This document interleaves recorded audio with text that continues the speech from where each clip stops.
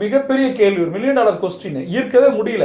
பணம் ரொம்ப டஃபஸ்ட் திங்கா இருக்கு. இந்த மனநிலையை முதல்ல நம்ம மாற்றணும். அது ஈஸி அப்படின்னு மனசை நம்ப வைக்கணும். மனசுகிட்ட அட்லீஸ்ட் பொய்யாவது சொல்லி சொல்லி சொல்லி சொல்லி நான் ஈஸியா பணத்தை அப்சர்வ் பண்றேன். பணம் என்னை நோக்கி வருது, அவ்வளவுதான். ஈஸியா வருது. ஈஸி அந்த வேர்டு ரொம்ப ரொம்ப முக்கியமான வேர்டு. இதை நீங்க பிராக்டிஸ் பண்ணணும். ஆஸ் யூஷுவல் 3 முறை சொல்லணும், 8 முறை எழுதணும். அடுத்த பண சுய கட்டளை, நான் எதிர்பாராத பணத்தை ஏற்றுக்கொள்கிறேன். எதிர்பாராத அப்படின்னும் போது மேபி இது நெகட்டிவா, அப்படி கிடையாது.